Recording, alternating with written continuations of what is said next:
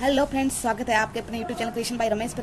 Friends, आज हम इस वीडियो में बहुत ही इंपॉर्टेंट बात करने वाले हैं। फ्रेंड्स, आज हम संज्ञा, सर्वनाम, विशेषण, क्रिया पर आधारित कुछ महत्वपूर्ण प्रश्न पर बात करने वाले हैं। ये जो भी मैं प्रश्न बता रही हूँ फ्रेंड्स, ये किसी ना किसी एग्जाम में पूछे गए या इसी रिलेटिव किसी ना किसी एग्जाम में पूछे गए ये प्रश्न।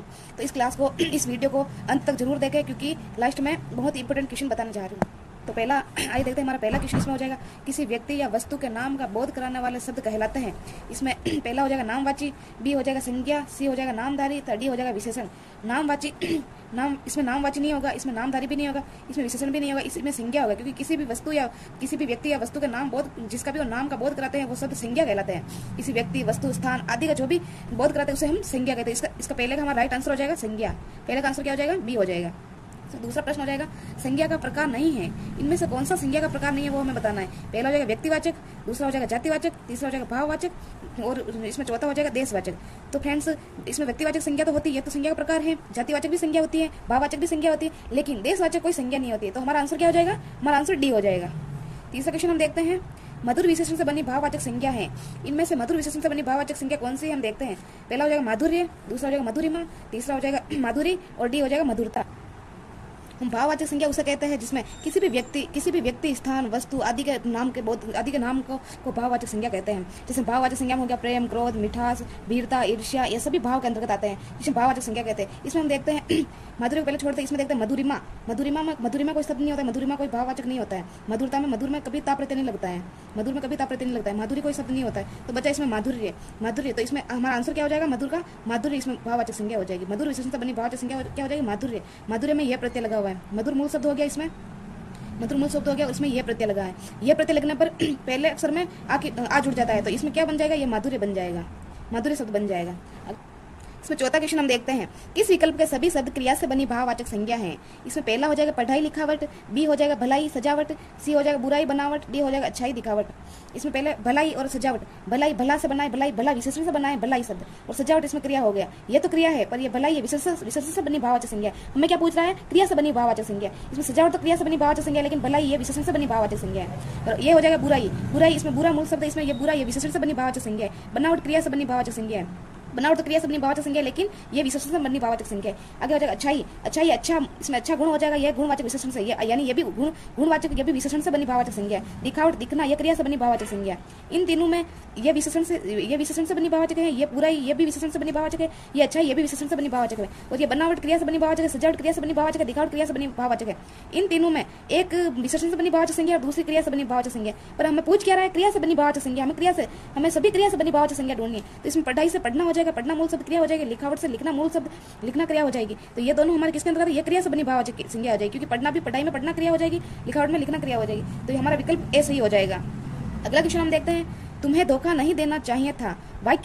वाक्य में धोखा में संज्ञा है, हमें क्या बताना है? धोखा में कौन सी संज्ञा है? पहला हम देखते हैं भाववाचक संज्ञा, दूसरा हम देखते हैं समुदायवाचक संज्ञा, तीसरा हम देखते हैं जातिवाचक संज्ञा और डी हो जाएगा व्यक्तिवाचक संज्ञा। तो इसमें समुदायवाचक संज्ञा तो होगी नहीं। समुदाय तो किसी भी लोगों के समूह का बोध कराता है, जैसे गुच्छा हो गया, कक्षा हो गई, किसी भी समूह का बोध कराता है, उसे हम समुदायवाचक कहते हैं। व्यक्तिवाचक किसी एक व्यक्ति विशेष का बोध कराता है, जैसे किसी का नाम हो गया, जैसे राम, मोहन, हिमालय हो गया, राम हो गया, मोहन होगा, हिमालय, किसी भी व्यक्ति विशेष का नाम होता है, उसे हम व्यक्तिवाचक संज्ञा के अंतर्गत रखते हैं। और जाति में किसी भी व्यक्ति, वस्तु, स्थान आदि की जाति का बोध कराए, उसे हम जातिवाचक संज्ञा कहते हैं। जैसे इसमें हो गया लड़का हो गया, लड़की हो गया, पर्वत हो गया, पहाड़ हो गया, ये सभी नदियां हो गई, ये सभी जातिवाचक संज्ञा के अंतर्गत आते हैं। और भाव के अंतर्गत व्यक्ति के भाव आते हैं। व्यक्ति के भाव हो गया प्रेम, विश्वास, धोखा, ये सभी भाववाचक संज्ञा के अंतर्गत आता है। तो ये धोखा किसके अंतर्गत आएगा? ये भाववाचक संज्ञा के अंतर्गत है, क्योंकि ये भाव का बोध करा रहा है। तो इसमें हमारा विकल्प हो जाएगा ए। अगला क्वेश्चन हम देखते हैं, छठा क्वेश्चन हमारा हो जाएगा, कौन सा शब्द संज्ञा है। इसमें हम देखते हैं, हमें देखना है कौन सा इन चारों में से कौन सा शब्द संज्ञा है। पहला हो जाए क्रुद्ध, बी हो जाए क्रोधी, सी हो जाए क्रोध, डी हो जाए क्रोधित। इसमें क्रुद्ध कोई शब्द नहीं होता है, क्रोधी भी कोई शब्द नहीं होता है, क्रोधित भी कोई शब्द नहीं होता है। क्रोध इसका मूल शब्द क्या हो जाएगा? क्रोध हो जाएगा। तो हमारी ये संज्ञा क्या हो जाएगी? भाव, ये क्रोध ये भाववाचक संज्ञा के अंतर्गत आती है। तो हमारा आंसर क्या हो जाएगा? क्रोध हो जाएगा। ये भाववाचक संज्ञा के अंतर्गत आता है। इसमें सातवां क्वेश्चन हो जाएगा, जातिवाचक संज्ञा नहीं है। इन चारों में से हमें मतलब ये वो संज्ञा ढूंढनी है जो जातिवाचक नहीं है। पहला हो जाएगा ए हो जाएगा सेसु, बी हो जाएगा लोहा और सी हो जाएगा लकड़ी, डी हो जाएगा पुस्तक। इसमें से देखते हैं, जैसे लोहा एक जाति है, लोहा हमें पदार्थ का बोध कराए, ये एक जातिवाचक संज्ञा के अंतर्गत आता है। लकड़ी भी एक जाति है। जैसे अगर आ जाएगा चंदन की लकड़ी, चंदन शब्द आ जाएगा, तो वो चंदन पे अगर हम क्लिक करें, अगर चंदन की लकड़ी आ जाए तो हमें बताए कि ये चंदन क्या है, तो वो हमारे व्यक्ति के अंतर्गत है, व्यक्तिवाचक संज्ञा के अंतर्गत आ जाएगा। तो इसमें लकड़ी जाती है, लोहा जाती है, पुस्तक भी एक जाती है, लेकिन सेसव ये शिशु से बना सेसव है। ये हमारी भाववाचक संज्ञा हो जाएगी। शिशु से सेसु बना है, शिशु से सेसु बना, ये हमारी भाववाचक संज्ञा जाति, ये हमारी भाववाचक संज्ञा के अंतर्गत आता है। तो इसमें से जातिवाचक संज्ञा कौन सी नहीं है, ये सेसु हो जाएगा। हमारा आंसर क्या हो जाएगा, सेसु हो जाएगा, क्योंकि ये सेसु भाववाचक संज्ञा के अंतर्गत आती है। अगला हमारा क्वेश्चन हो जाएगा, इनमें क्रिया से बनी भाववाचक संज्ञा नहीं है। हमें क्या ढूंढना है दोस्तों, क्रिया से बनी भाववाचक संज्ञा नहीं है। इनमें से कमाई, लड़ाई, पढ़ाई और भलाई। कमाई किससे बना है, कमाना, यानी कमाना क्या हो जाएगी, क्रिया हो जाएगी। कमाना क्रिया से क्या बनी है, कमाई। तो ये हमारी भाव क्रिया से बनी भाववाचक संज्ञा हो जाएगी। दूसरा हो जाएगा लड़ाई किससे बना है, लड़ाई में मूल शब्द क्या हो जाएगा, लड़ना। लड़ाई में मूल शब्द क्या हो जाएगा, इसमें हो जाएगा लड़ना, इसमें मूल शब्द हो जाएगा कमाना। और पढ़ाई में मूल शब्द क्या हो जाएगा, पढ़ना। और भलाई में मूल शब्द क्या हो जाएगा, भला। भलाई में मूल शब्द क्या हो जाएगा, भला। तो कमाई में मूल शब्द कमाना एक क्रिया है, तो ये क्रिया से बनी भाववाचक संज्ञा हो जाएगी। लड़ाई में लड़ना मूल शब्द है, तो लड़ना एक क्रिया है, तो ये भी क्रिया से बनी भाववाचक संज्ञा हो जाएगी। पढ़ाई में पढ़ना मूल शब्द है, पढ़ना एक क्रिया है, तो ये पढ़ाई भी, ये भी क्रिया से बनी भाववाचक संज्ञा हो जाएगी। भला एक विशेषण है, भला आदमी, जैसे हम बोलते हैं भला आदमी, ये सब विशेषण से बनी भाववाचक संज्ञा है। तो हमारा आंसर क्या हो जाएगा, क्रिया से बनी भाववाचक संज्ञा नहीं है। तो हमारा आंसर आ जाएगा दोस्तों, इसमें डी आंसर आ जाएगा। अगला क्वेश्चन हम देखते हैं, कोयला में कौन सी संज्ञा है। हमें बताना है दोस्तों, कोयला में कौन सी संज्ञा है। तो आइए देखते हैं हमारा पहला क्वेश्चन। इसमें पहला ऑप्शन हो जाएगा व्यक्तिवाचक संज्ञा, इसमें बी ऑप्शन हो जाएगा समूहवाचक संज्ञा, सी हो जाएगा इसमें भाववाचक संज्ञा, इसमें डी ऑप्शन हो जाएगा जातिवाचक संज्ञा। कोयला एक जाति का बोध है। इसमें कोयला व्यक्तिवाचक संज्ञा तो नहीं, इसमें व्यक्तिवाचक संज्ञा तो नहीं होगी, क्योंकि व्यक्तिवाचक में किसी नाम का बोध कराता है, पर्टिकुलर किसी एक का नाम आता है, वो व्यक्तिवाचक संज्ञा होती है।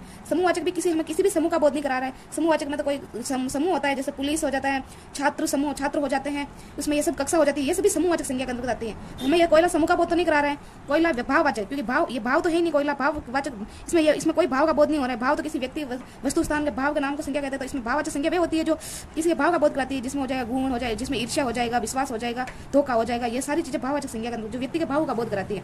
तो ये भाववाचक संज्ञा भी नहीं होती है। कोयला हमें एक जाति का बोध करा रहा है।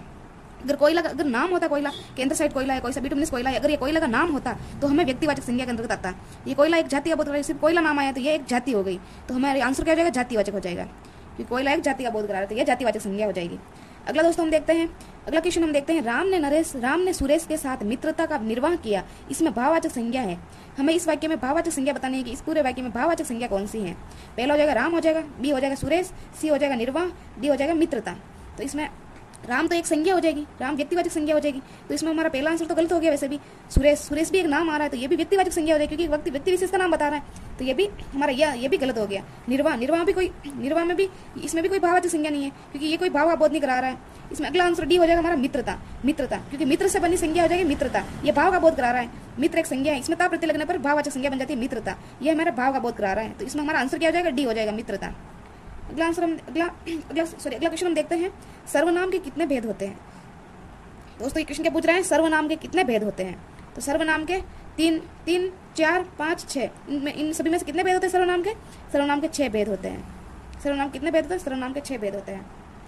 सर्वनाम के 6 भेद होते हैं। इसमें पहला हो जाएगा निश्चयवाचक सर्वनाम, पहला कौन सा हो जाएगा, निश्चयवाचक सर्वनाम। दूसरा हो जाएगा अनिश्चयवाचक सर्वनाम, तीसरा हो जाएगा निजवाचक सर्वनाम, और चौथा हो जाएगा प्रश्नवाचक सर्वनाम, पांचवा हो जाएगा पुरुषवाचक सर्वनाम, इसमें छठा हो जाएगा संबंधवाचक सर्वनाम, छठा हो जाएगा संबंधवाचक सर्वनाम। तो ये 6 सर्वनाम के भेद हो गए। सर्वनाम किसे कहते हैं, सर्वनाम संज्ञा के स्थान पर प्रयुक्त होने वाले शब्द को हम सर्वनाम कहते हैं, यानी संज्ञा के स्थान पर जो भी शब्द प्रयुक्त होते हैं उन्हें हम क्या कहते हैं, उन्हें हम सर्वनाम कहते हैं। सर्वनाम के 6 भेद जो हमने अभी पढ़े थे। अगला क्वेश्चन हमारा हो जाएगा, संज्ञा के स्थान पर प्रयुक्त होने वाले शब्द क्या कहलाते हैं। अभी हमने पढ़ा पिछले क्वेश्चन में, संज्ञा के स्थान पर प्रयुक्त होने वाले शब्द क्या कहलाते हैं। तो पहला हो जाएगा क्रिया, और बी हो जाएगा सर्वनाम, सी हो जाएगा विशेषण, और डी हो जाएगा अव्यय। क्रिया तो हमें किसी भी कार्य का होना या करने का बोध कराए उसे हम क्रिया कहते हैं। विशेषण किसी भी व्यक्ति या वस्तु किसी भी व्यक्ति की विशेषता बताई जाती है, जो भी विशेषता बताई जाती है उसे हम विशेषण कहते हैं। और ये इसमें हो जाएगा किसी भी संज्ञा सर्वनाम जिसकी भी हम विशेषता बताते हैं उसे हम विशेषण कहते हैं, जिसकी भी जो भी विशेषता बताता है वो सर्वनाम। संज्ञा के स्थान पर प्रयुक्त होने वाला शब्द क्या कहलाता है, सर्वनाम। तो हम पूछ क्या रहे हैं, संज्ञा के स्थान पर प्रयुक्त होने वाले शब्द क्या कहलाते हैं, सर्वनाम कहलाता है। हमारा आंसर क्या हो जाएगा, ये भी हो जाएगा। अव्यय तो उसे कहते हैं जो व्यय नहीं होता है, जो अविकारी शब्द होते हैं जिनमें कोई भी परिवर्तन नहीं होता है किसी भी प्रकार का, उसे हम अव्यय कहते हैं। अगला क्वेश्चन हमारा हो जाएगा, पुरुषवाचक सर्वनाम के कितने भेद होते हैं। क्या पूछ रहा है, पुरुषवाचक सर्वनाम के कितने भेद होते हैं। तो हम दोस्तों देखते हैं पुरुषवाचक सर्वनाम कितने भेद होते हैं, 3, 4, 2, 5, ये कितने होते हैं। इसमें तो हमारा आंसर आ जाएगा, पुरुषवाचक सर्वनाम के 3 भेद होते हैं। 3 भेद होते हैं। इसमें पहला हो जाएगा पुरुषवाचक सर्वनाम के 3 भेद, पहला हो जाएगा उत्तम पुरुष, पहला क्या हो जाएगा उत्तम पुरुष, दूसरा हो जाएगा मध्यम पुरुष, पहला क्या हो जाएगा उत्तम पुरुष, और दूसरा हो जाएगा मध्यम पुरुष। पहला हो जाएगा उत्तम पुरुष, दूसरा हो जाएगा मध्यम पुरुष, और इसमें तीसरा हो जाएगा अन्य पुरुष। तीसरा क्या हो जाएगा इसमें? अन्य पुरुष। तीसरा हो जाएगा अन्य पुरुष। तो इस पर पुरुषवाचक सर्वनाम के कितने भेद होते हैं? 3 भेद होते हैं, उत्तम पुरुष, मध्यम पुरुष, अन्य पुरुष। अगला क्वेश्चन हम देखते हैं, किस क्रम में सर्वनाम का भेद नहीं है? हमें बताना है कि इन चारों ऑप्शन में से कौन सा सर्वनाम का भेद नहीं है। पहला हो जाएगा पुरुषवाचक सर्वनाम, बी हो जाएगा निजवाचक सर्वनाम, ये तीसरा सी हो जाएगा संबंधवाचक सर्वनाम, और डी हो जाएगा अस्तित्ववाचक सर्वनाम। पहला देखो पुरुषवाचक सर्वनाम। पुरुषवाचक सर्वनाम तो सर्वनाम का भेद होता है, निजवाचक सर्वनाम भी ये भी सर्वनाम का भेद होता है, संबंधवाचक सर्वनाम ये भी सर्वनाम का भेद होता है, लेकिन अस्तित्ववाचक कोई सर्वनाम नहीं होता है। ये इस प्रकार का कोई सर्वनाम नहीं होता है। हमारा आंसर क्या हो जाएगा? डी हो जाएगा। अगला क्वेश्चन हम देखते हैं, निम्न में से कौन सा शब्द सर्वनाम नहीं है? इन चारों में से हमें बताना है कि कौन सा शब्द सर्वनाम नहीं है। पहला हो जाएगा, ए हो जाएगा उस, बी हो जाएगा मैं, सी हो जाएगा तुम, और डी हो जाएगा सड़क। उस ये सर्वनाम हो जाएगा। जैसे हम देखते हैं उस आदमी को मैंने देखा, इसमें हम जैसे ऑप्शन में लिखते हैं, जैसे कि इसमें क्या हो जाएगा? इसमें उस हम लिखते हैं जैसे कि उस आदमी को देखा, उस आदमी को देखा, तो इसमें ये सर्वनाम हो जाएगा और ये संज्ञा हो जाएगी, तो ये सर्वनाम हो जाएगा। हमारा पहला आंसर, पहला ये तो सही हो जाएगा। दूसरा हम देखते हैं मैं जाता हूँ, तो ये भी मैं जाता हूँ, ये संज्ञा के स्थान पर प्रयुक्त हो रहा है, तो ये भी सर्वनाम हो जाएगा। तो ये क्या हो जाएगा? ये भी मैं भी सर्वनाम हो जाएगा। तुम अपना काम करो, ये भी सर्वनाम हो जाएगा कि तुम अपना काम करो। इसमें अपना यानी निजवाचक सर्वनाम हो जाएगा, ये भी सर्वनाम हो जाएगा। उस आदमी को देखा, ये भी सर्वनाम हो जाएगा। इसमें इस प्रकार उस, मैं और तुम ये तीनों सर्वनाम के अंतर्गत आते हैं, लेकिन सड़क एक संज्ञा का बोध करा रहा है, तो ये सड़क संज्ञा हो जाएगी। तो हमारा आंसर क्या हो जाएगा? सड़क, क्योंकि ये सर्वनाम नहीं होगा, एक संज्ञा है। अगला क्वेश्चन हम देखते हैं, सर्वनाम के कितने भेद होते हैं? दोस्तों सर्वनाम के कितने भेद होते हैं? पहला हो जाएगा 6, बी हो जाएगा 5, सी हो जाएगा 7, डी हो जाएगा 4। तो इसमें कितने भेद होते हैं सर्वनाम के? 6 भेद होते हैं। हमने पढ़ा था सर्वनाम कितने भेद होते हैं? 6 भेद होते हैं। अगला क्वेश्चन हम देखते हैं, यह कौन सा सर्वनाम है? क्या पूछ रहा है? इसमें कौन सा सर्वनाम है?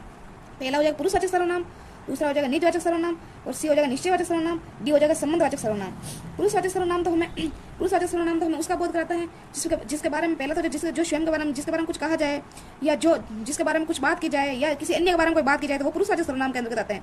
निजवाचक सर्वनाम अगर हमारे स्वयं के बारे में कोई बात की जाए, खुद के बारे में, स्वयं के बारे में, अपने आप के बारे में कोई बात की जाए, तो वो निजवाचक सर्वनाम के अंतर्गत आता है।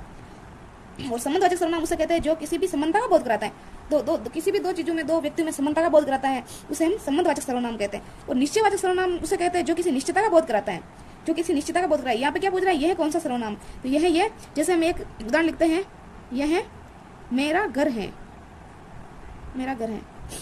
यह मेरा घर है, ये निश्चित है कि यह मेरा घर है, ये बोल रहा है कि यह मेरा घर है, इसलिए यह निश्चित हो रहा है कि यह मेरा घर है, तो इसमें यह निश्चयवाचक सर्वनाम हो जाएगा, क्योंकि यह सर्वनाम निश्चितता का बोध करा रहा है, तो इसमें कौन सा हो जाएगा? निश्चयवाचक सर्वनाम हो जाएगा। हमारा आंसर क्या हो जाएगा दोस्तों? हमारा आंसर इसमें सी हो जाएगा, निश्चयवाचक सर्वनाम।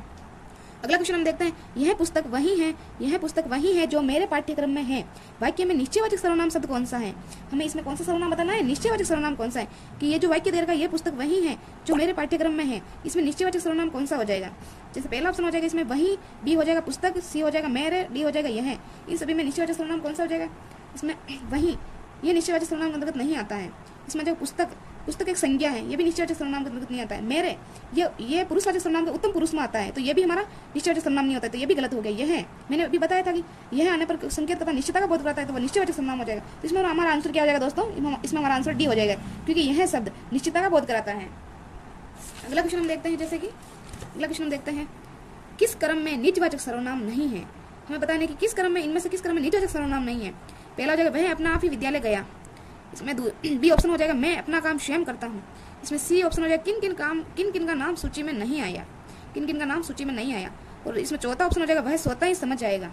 इसमें पहला देखिए, वह अपना आप ही विद्यालय जाए, इसमें क्या पूछ रहा है? निजवाचक सर्वनाम, जिसमें निजता का बोध कराए, स्वयं का बोध कराए। इसमें अपना आप, ये अपना आप शब्द हमें निजता का बोध करा रहा है, वह अपना आप ही विद्यालय गया, यानी वह खुद ही विद्यालय, ये निजवाचक सर्वनाम हो जाएगा। तो हमारा पहला आंसर, ये पहला ए सही हो जाएगा, इसमें ए सही हो जाएगा।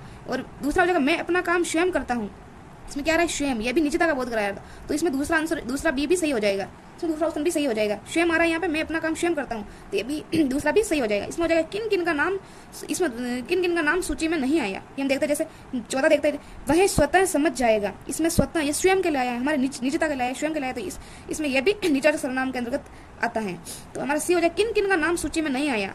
प्रश्नवाचक लग रहा है, किन किन का नाम सूची में नहीं आया, ये प्रश्न का बोध करा रहा है। ये प्रश्नता का बोध करा रहा है, तो ये प्रश्नवाचक सर्वनाम के अंतर्गत आता है। तो हमारा आंसर क्या हो जाएगा, इसमें निजवाचक सर्वनाम नहीं है वो बताना है, तो इसमें हमारा आंसर हो जाएगा सी, क्योंकि ये निजवाचक सर्वनाम के अंतर्गत नहीं आके प्रश्नवाचक सर्वनाम के अंतर्गत आता है।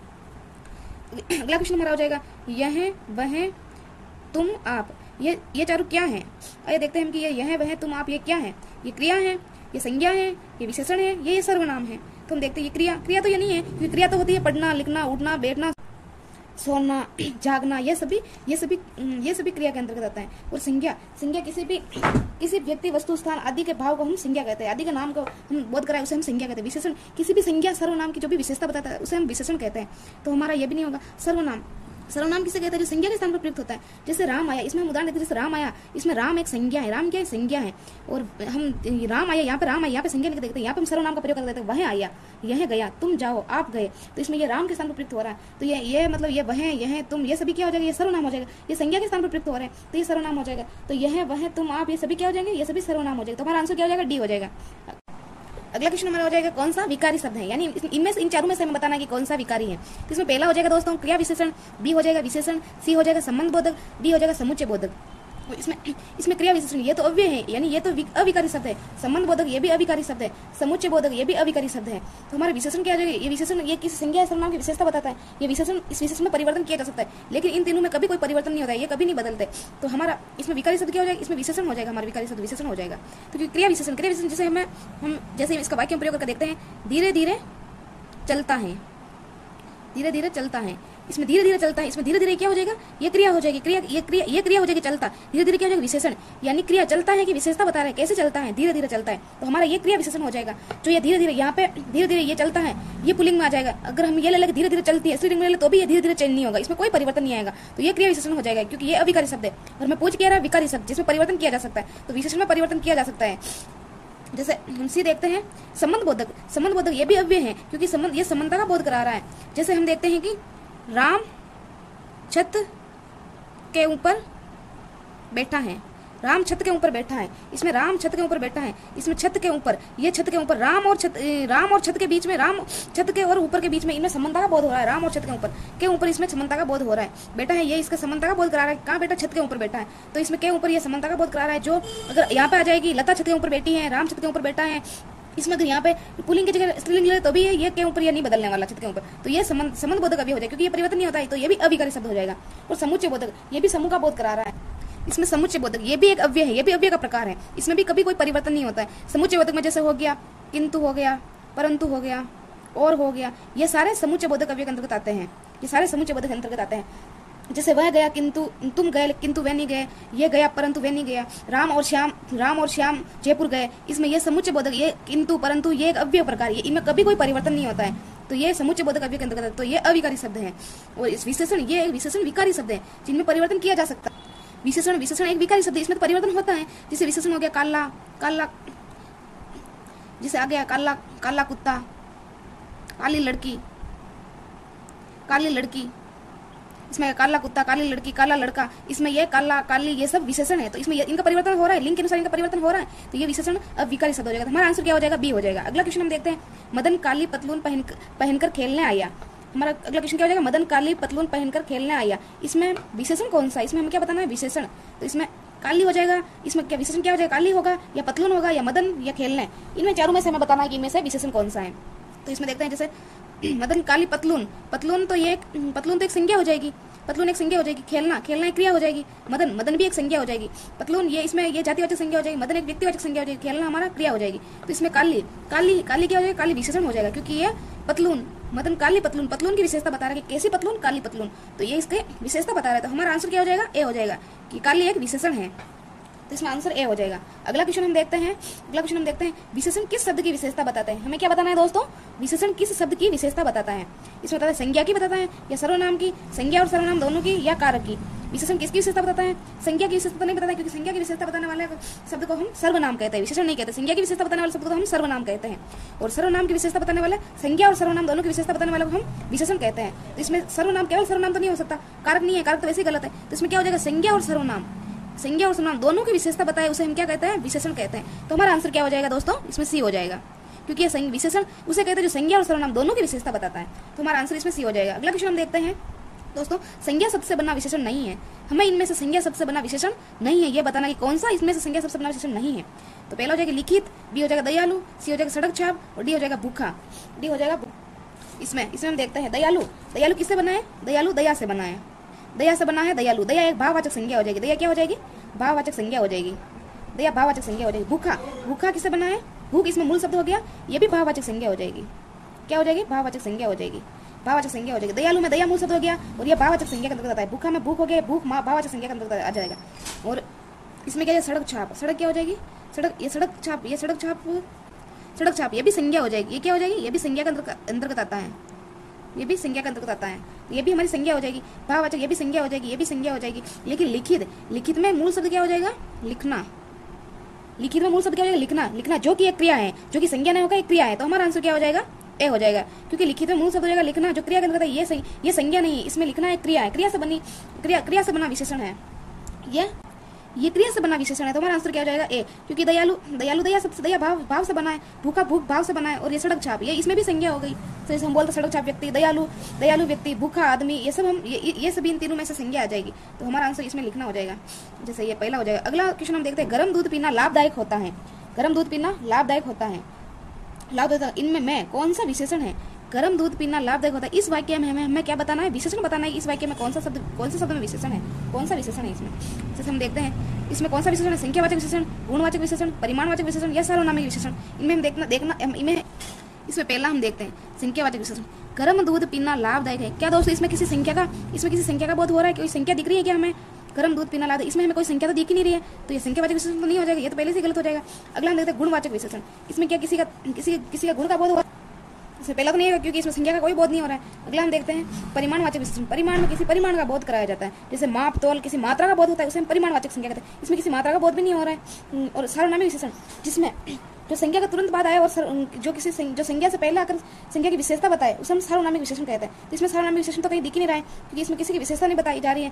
तो अगला हम देखते हैं गुणवाचक विशेषण। इसमें गर्म दूध पीना लाभदायक है। दूध कैसा है? गर्म है। ये दूध का गुण है। कैसा दूध है? गर्म दूध है। तो ये दूध की विशेषता बताई जा रही है, ये दूध का गुण गर्म गुण है। तो हमारा आंसर क्या हो जाएगा? बी हो जाएगा, क्योंकि ये दूध गर्म एक गुण है। दूध के गुण, कैसा दूध है? ये गर्म दूध है, तो गर्म ये गुणवाचक विशेषण के अंतर्गत आता है। तो हमारा आंसर हो जाएगा बी। अगला क्वेश्चन हम देखते हैं, नीचे दिए गए जोड़ में से सही नहीं है, उसको छांटिए। इनमें से हमें कौन सा सही नहीं है, उनको छांटना। पहला जो वर्ष, वार्षिक, समाज, सामाजिक, व्यवसाय, व्यावसायिक, वंदना, वंदन की। हम देखते हैं वर्ष में एक प्रत्यय जोड़ने पर क्या हो जाएगा? वार्षिक हो जाएगा, तो ये तो हमारा सही हो जाएगा। समाज में एक प्रत्यय जोड़ने पर क्या होता है? हमेशा याद रखना, पीछे अगर एक प्रत्यय जुड़े तो पहले वाले अक्षर में आ की मात्रा लग जाती है। जैसे इसमें वर्ष में एक प्रत्यय जुड़ने पर क्या हो जाएगा? वार्षिक हो जाएगा, तो ये तो सही हो गया। समाज में एक प्रत्यय जुड़ने पर क्या हो जाएगा? सामाजिक हो जाएगा, ये भी हमारा सही हो गया। व्यवसाय में एक प्रत्यय लगाने पर क्या हो जाएगा? व्यवसायिक हो गया, ये भी सही हो जाएगा। वंदना में ये वंदना का कभी कोई वंदन की कोई शब्द नहीं होता। वंदना का क्या हो जाएगा?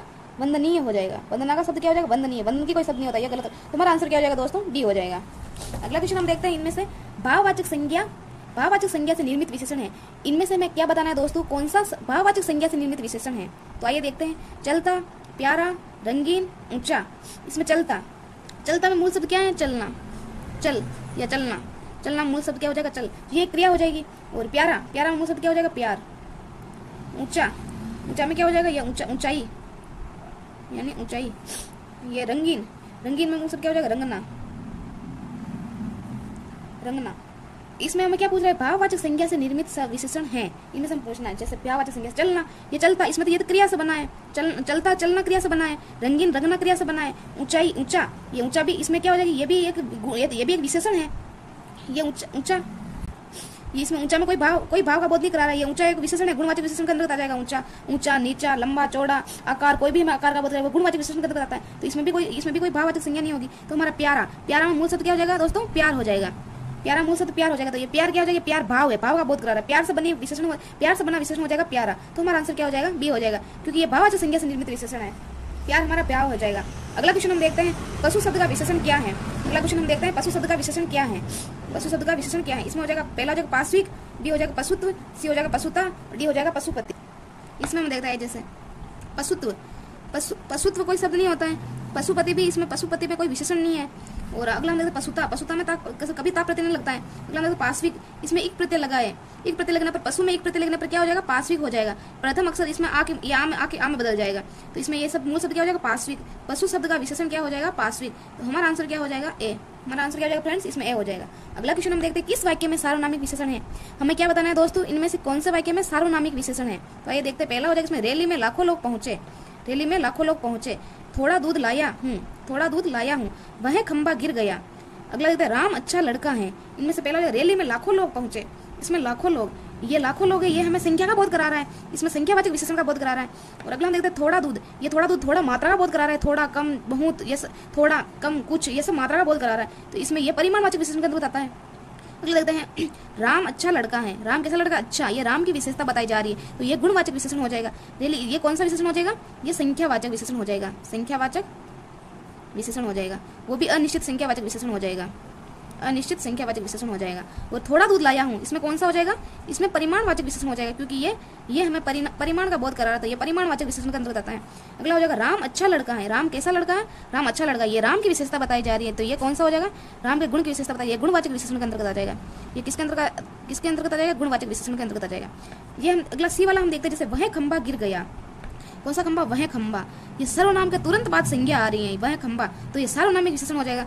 अगर सर्वनाम के तुरंत बाद संज्ञा आए तो हम उसे क्या कहते हैं, हमें उसे कौन सा विशेषण कहते हैं, सार्वनामिक विशेषण कहते हैं। तो इसमें यह कौन सा हो जाएगा, हमारा सार्वनामिक विशेषण हो जाएगा। तो हमारा आंसर क्या हो जाएगा दोस्तों, सी हो जाएगा, क्योंकि ये संज्ञा की विशेषता बता रहा है, संज्ञा के तुरंत पहले आ रहा है, तो ये हमारा सार्वनामिक विशेषण हो जाएगा, हमारा आंसर सी हो जाएगा। अगला क्वेश्चन हम देखते हैं फ्रेंड्स, विशेषण की सही परिभाषा है। हमें क्या बताना है दोस्तों, इनमें से विशेषण की कौन सी सही परिभाषा है। आइए देखते हैं हम, सर्वनाम की विशेषता बताने वाले शब्द विशेषण कहलाता है क्या, संज्ञा में सर्वनाम की विशेषता बताने वाले शब्द विशेषण कहलाते हैं क्या, या संज्ञा के स्थान पर प्रयुक्त होने वाले शब्द विशेषण कहलाते हैं क्या, क्रिया की विशेषता बताने वाले शब्द विशेषण कहलाते हैं क्या। हमें इनमें से बताना है कि इनमें से कौन सी परिभाषा विशेषण के लिए सही है। जैसे सर्वनाम की विशेषता बताने वाले शब्द क्या कहलाते हैं, हमें पता है कि संज्ञा या सर्वनाम की विशेषता बताने वाले शब्द विशेषण नहीं कहलाते हैं, क्योंकि विशेषण तो संज्ञा व सर्वनाम दोनों की विशेषता बताते हैं। तो अगला हम देखते हैं, संज्ञा व सर्वनाम की विशेषता बताने वाले शब्द विशेषण कहलाते हैं। संज्ञा या सर्वनाम, इनमें क्या आ रहा है, संज्ञा और सर्वनाम दोस्तों, तो विशेषण किसकी विशेषता बताता है, संज्ञा और सर्वनाम दोनों की बताता है। हमारा आंसर क्या हो जाएगा, बी हो जाएगा।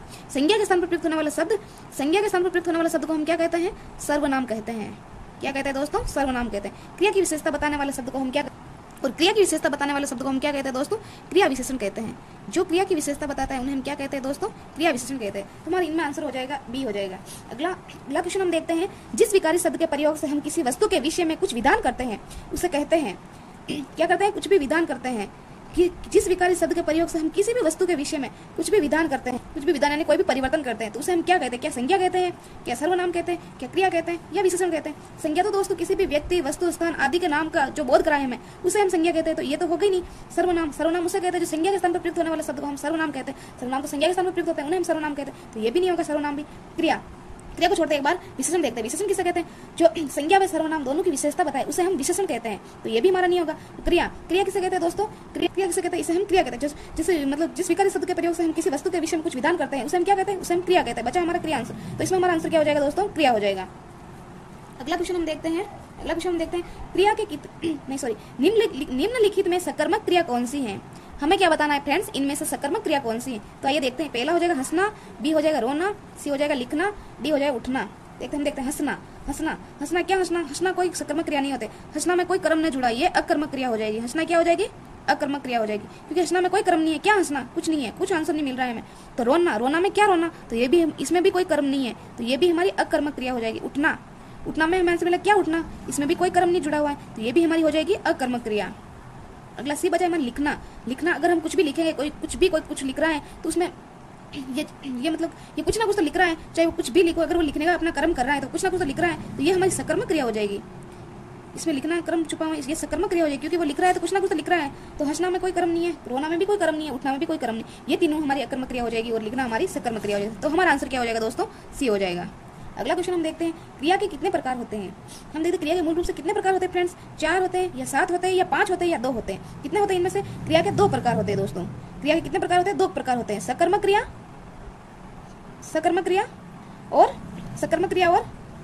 दूसरा हो जाएगा अकर्मक क्रिया।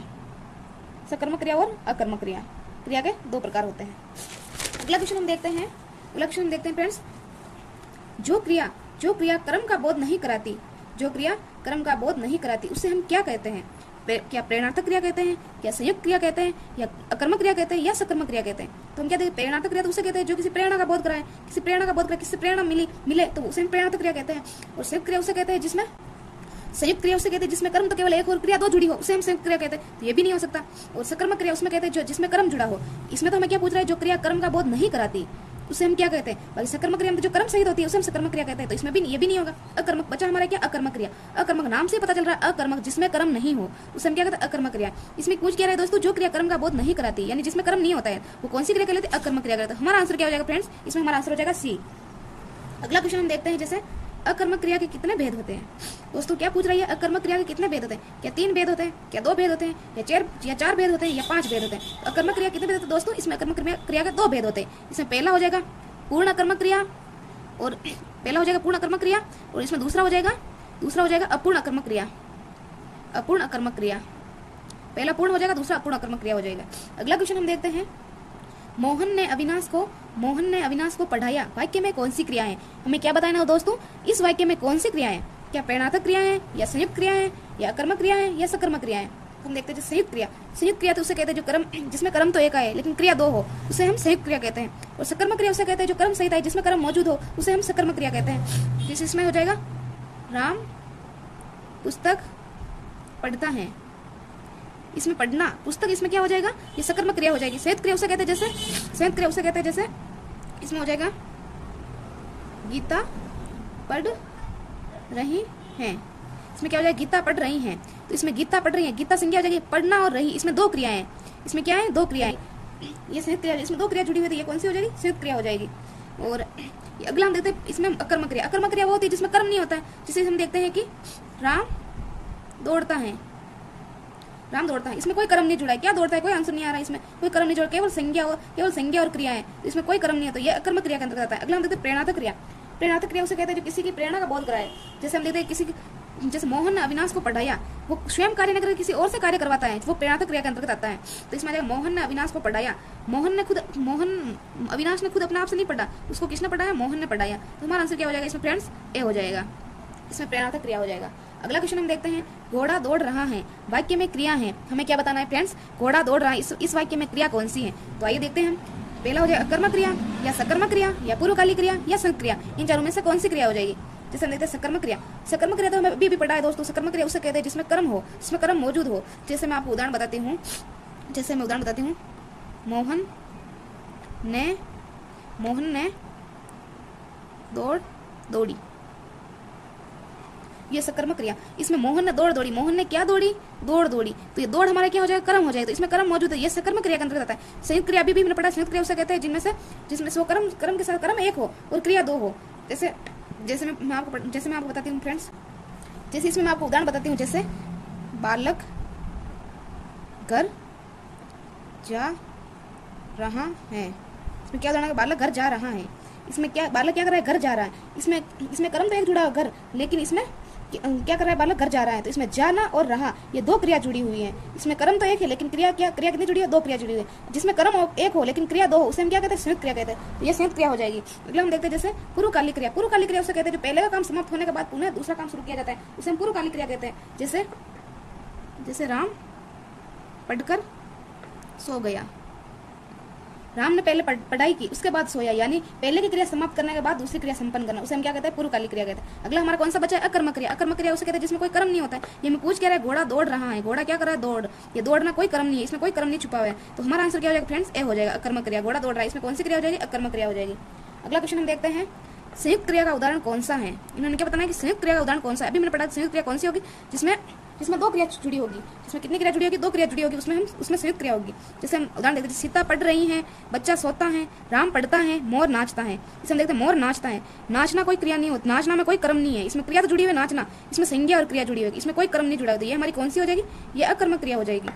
राम पढ़ता है, इसमें राम पढ़ता है, राम क्या पढ़ता है, राम कुछ ना कुछ तो पढ़ रहा होगा, अगर इसमें पढ़ता है कुछ ना कुछ तो राम पढ़ रहा होगा, तो इसमें हमारी कौन सी आ जाएगी, ये हमारी सकर्मक क्रिया हो जाएगी। बच्चा सोता है, क्या सोता है, इसमें सोना कोई कर्म नहीं है, तो इसमें सोना कोई कर्म नहीं है, इसमें क्या हो जाएगा, बच्चा सोता है, इसमें हो जाएगा ये अकर्मक क्रिया हो जाएगी, इसमें भी कोई कर्म नहीं जुड़ा हुआ है।